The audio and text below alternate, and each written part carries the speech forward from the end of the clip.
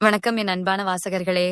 இந்த கதையில தூத்துக்குடி கொத்தனார் என்ன தூக்கி போட்டு எப்படி சுத்தினார் என்று பார்க்கலாம். கதைய ஓட்டிவிட்டு பார்க்காம முழுசா பாருங்க. வாங்க கதைக்கு போலாம். என் பெயர் ஜாதிமல்லி. வயசு 30. எனக்கு காதல் திருமணமாகி 10 வயசுல ஒரு பையன் இருக்கான். எங்களுக்கு தூத்துக்குடி பக்கம் சின்ன கிராமம். என் கணவருக்கு உள்ளூர்லயே உப்பு விற்கும் வியாபாரம். நான் வீட்டுல உப்ப பாக்கெட் செஞ்சு வைப்பேன். தினமும் விற்று பிழைப்ப நடத்தினோம். 10வது வருஷமா சிறுக சிறுக சேர்த்த காசை வச்சு வீடு கட்டலான்னு வேலையை ஆரம்பிச்சோம். என் கணவர் கான்ட்ராக்டரிடம் தான் சேர்த்து வச்ச முழு பணத்தையும் கொடுத்தார். வீடு கட்ட தேவையான பொருட்கள் முழுவதும் வீட்டுக்கு முன்பாக போட்டு வேலை மும்பரமாக நடந்தது. பில்லர் போட்டு மேல்கூரை தளம் போட்டதும் அடுத்த நாளே என் கணவர் இறந்து விட்டார். 3 நாள் கழித்து வந்த கான்ட்ராக்டர் என்னிடம் கொத்தனார் கூலிக்கு காசு கேட்டார். என் கணவர் எவ்வளவு காசு கொடுத்தாருன்னு கடைசி வரை என்னிடம் சொல்லாமலே செத்து போயிட்டாரு. என்னங்க சொல்லறீங்க? என் புருஷன் முழுசா காசு கொடுக்கலையா என்றேன். உன் புருஷன் கொடுத்த காசுக்கு மெட்டீரியலுக்கே சரியா போச்சு. ஆள் கூலி யார் கொடுப்பாங்க?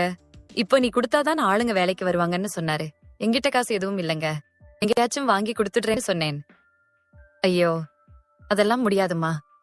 காசு வந்தப்புறம் போன் பண்ணுன்னு சொல்லிட்டு கிளம்பினாரு. வீட்டை சுற்றியும் வைக்கவில்லை. அதனால் என் சேலையால் வீட்டை சுற்றிலும் திரை போல் மூடி அதனுள்ளே நானும் என் பையனும் குடியிருந்தோம். நானும் உப்பளதுக்கு வேலைக்கு போனேன். சில நாட்கள் கடந்தது. ஒரு நாள் பஸ்ஸில் வீட்டுக்கு வரும்போது சீட் கிடைக்கவில்லை. ஒரே ஒரு சீட் இருந்தது. அதுல ஒரு கட்டிட வேலை செய்யும் ஆள் உட்கார்ந்திருந்தார். என்ன பார்த்துட்டு உட்காருங்க என்றார்.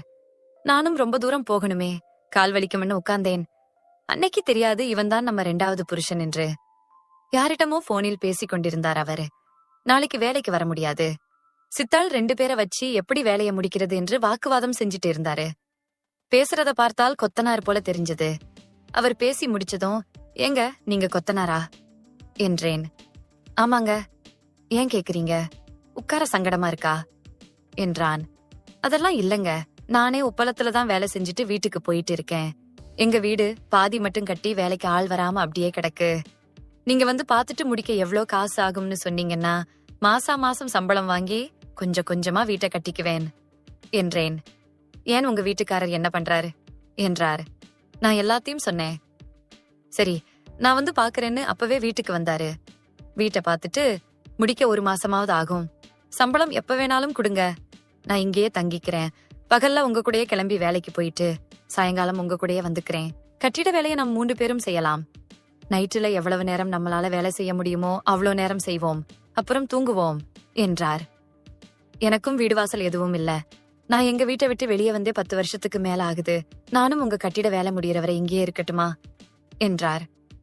எனக்கு என்ன சொல்றதுன்னே புரியல. என் புருஷன் இறந்த 3 நாள்லயே இப்படி ஒருத்தரை என் வீட்டுல தங்க வச்சா அக்கம் பக்கத்துல என்ன சொல்வாங்களோன்னு தோணுச்சு. இன்னொரு பக்கம் சம்பளமே வாங்காம சும்மா இருக்க நேரத்துல வீடு கட்ட உதவி செய்யறேன்னு சொல்றாரு.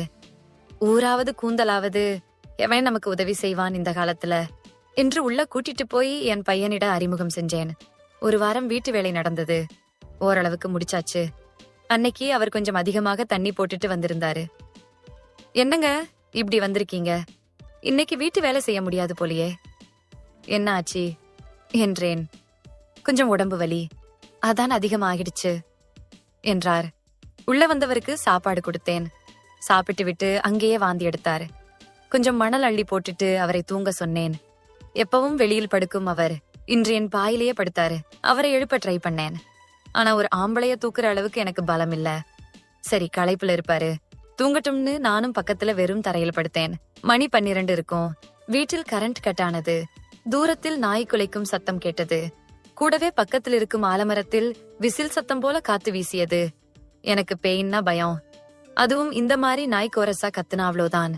ரொம்ப பயந்து போனதால அவர் பக்கத்துல போய் படுத்தேன். அவர்தான் மயக்கத்துல இருக்காரே, தெரியவா போகுதுன்னு முதுகு பின்னாடி போய் ஒட்டிக்கிட்டேன். நீங்களே சொல்லுங்க, புருஷன் இறந்த பிறகு நம்ம கஷ்டம் புரிஞ்சுகிட்டு நமக்கு துணையாவும் காவலாகவும் இருக்க ஆம்பளைய யாருக்கு தான் பிடிக்காது? அன்புக்கு ஏங்குற என்னை போல பெண்களுக்கு இது போல சந்தர்ப்பம் கிடைக்காது. அதுவும் ஒரே பாயில தனிமையில. கேட்க ஒரு நாதியும் இல்ல. நான் கொஞ்சம் அட்வான்டேஜ் எடுத்துக்கிட்டு அவர் முதுகுல அழுத்தம் கொடுத்தேன். எனக்கு இன்னும் இதமான ஏதோ ஒன்று தேவைப்பட்டதால் வெத்தலையை தேய்த்து பார்த்தேன். அப்போதும் எனக்கு உனக்கையாக இல்லை. அவர் திரும்பினாதான நமக்கு தேவையானது கிடைக்கும். அவரை திருப்பினால் வாயில் சரக்கு ஸ்மெல் அடிக்கும். வேண்டாம் என்று இருந்து விட்டேன். இத்தனை வேலைகளும் அவருக்கு தெரியாமல் இருக்கலாம். ஆனால் அவர் தம்பிக்கு கண்டிப்பாக தெரிந்திருக்கும். இந்நேரம் யாரோ நம்மள பார்க்க ஆவலா இருக்காங்கன்னு கண்டுபிடிச்சிருப்பான். அவன் முழிச்சிருக்கானான்னு பார்க்கலாம்னு தோணுச்சு. எழுந்து பார்த்தேன். எந்த அறிகுறியும் இல்லை. ஒருவேளை அந்த பக்கமா படுத்திருக்கிறதால சுருட்டி வச்சிருப்பார் போல. அதனால கண்ணுக்கு தட்டுப்படல. இங்கதானே இருக்க போறாரு. எப்ப வேணாலும் பாத்துக்கலாம்னு தூங்கினேன். 3 மணிக்கு கரண்ட் வந்தது. எனக்கு முழிப்பு வந்து எழுந்து உட்கார்ந்தேன்.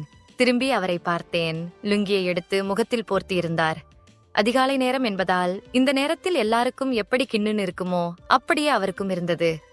திடீர்னு அதிகாலையில் எங்கள் கட்டிடத்தின் நடுவே ஒரு பில்லர் நின்றது. நான் 4 பக்க பில்லரையும் பார்த்தேன். நடுவே இருக்க கொத்தனார் பில்லரையும் பார்த்தேன். என்னடா இப்படி அந்த 4 பில்லருக்குமே டப் கொடுக்கற மாதிரி இந்த 5வது பில்லர் இருக்கேன்னு எனக்கே ஆச்சரியமா இருந்தது. பாவம் கல்யாணமாகல இன்னும் ஏன் இப்படியே இருக்காருன்னே தெரியல. புருஷன் செத்து 10 நாள் தான் ஆகுது. எனக்கே தாகமா இருக்கு.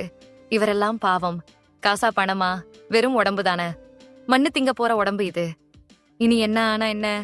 இந்த வயசுலயும் கல்யாணம் பண்ணிக்காம ஏதோ ஒரு விரக்தியில இப்படி தனிமரமா இருக்காரு. நமக்காக எவ்வளவோ செய்யறாரு. நாம இவருக்கு ஏதாவது செய்யணும் என்று கொத்தனார் கட்டியெழுப்பியிருந்த 5வது பில்லரை தொட்டு பார்க்க முயன்றேன்.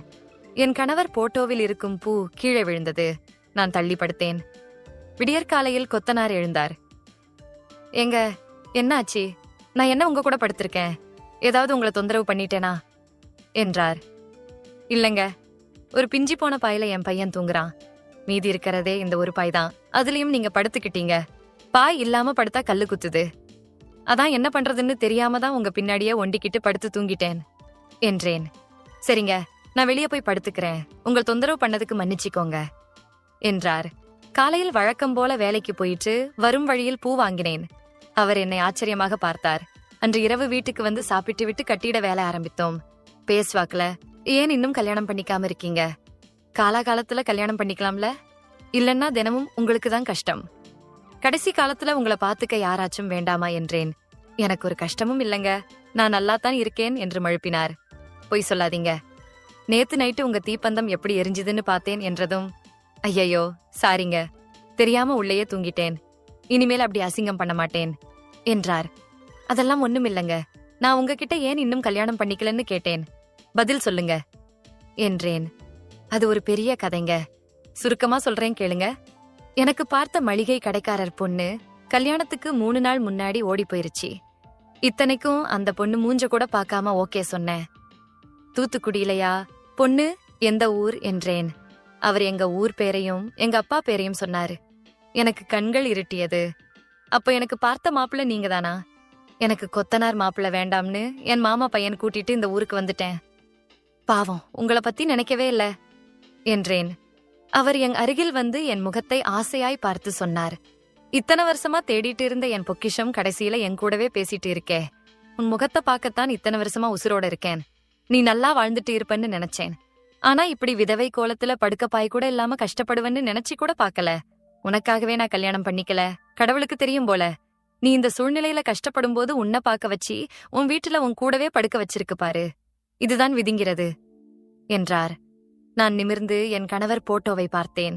அதில் தாலி தொங்க விட்டிருந்தேன். அதை எடுத்து வந்து அவரிடம் கொடுத்தேன். என் பையனை மட்டும் சாட்சியாக வைத்து அந்த இரவில் என் கழுத்தில் கட்டினார். என் மகன் தூங்கியதும் அவனை சமையல் கட்டில் இடம் மாற்றினேன்.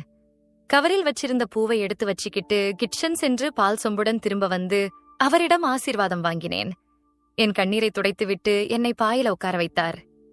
எரிந்து கொண்டிருந்த குண்டு பல்பை அணைத்துவிட்டு தன் தீப்பந்தத்தை கையில் ஏந்திக் கொண்டு என்னை நோக்கி வந்தார். என் முகத்தில் எந்த சலனமும் இன்றி என்னை அவருக்கு கொடுத்தேன். கதை முடிந்தது. நன்றிகளுடன் நான் உங்கள் தேன்மொழி.